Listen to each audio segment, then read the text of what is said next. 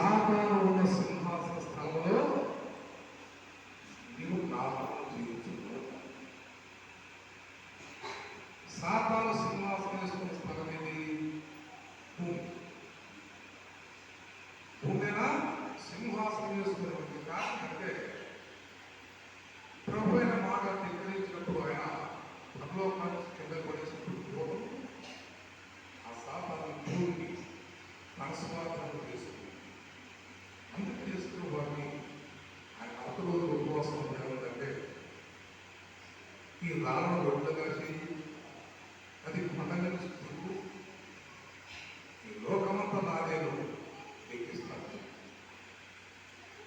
అంటే దాని స్వాధీనంలో ఉంది భూమి. సాధారణ స్థలంలో ఉన్నావు అని బహు జాగ్రత్తగా ఉండాలి. మనం ఎలా ఉండాలి? జాగ్రత్తగా ఉండాలి. అది బైబిల్ ఒక మాట ఉంది, లోకంలో ఉన్నవాడి కంటే నీలో ఉన్నవాడు గొప్పవాడు. అర్థంగా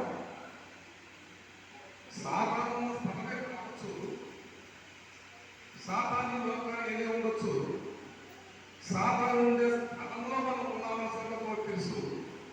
కానీ నీలో ఉన్నవాడు గొప్పవాడు. ఎవరికంటే గొప్పవాడు? లోకంలో ఉన్నవాడి కంటే గొప్పవాడు. అది పరిశుద్ధంగా దేవుడు ఇచ్చిన ప్రాణం. ఆయన ఇచ్చిన ప్రాణము. ఆయన నీలో ఉన్నాడు.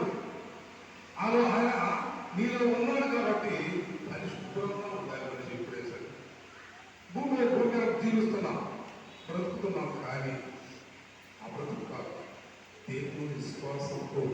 అందుకే ఆది అందు వాక్యం ఉండను, వాక్యం దేవుని అందు ఉండను, వాక్యమే తెలుసు, అందరూ తెలుసు. ఆది అందు వాక్యం ఉందని సంగతి తెలుసు, వాక్యమే దేవుడు అని సంగతి తెలుసు. కానీ దేవుని వాక్యం చెప్పదే. ఎందుకంటే ఈ లోకంలో సాధన ఉందని నేను ఒక చర్చికి వెళ్ళాలన్నా, ఒక మీటింగ్కి వెళ్ళాలన్నా, నువ్వు వెళ్ళాలని నీకు ఉంటుంది.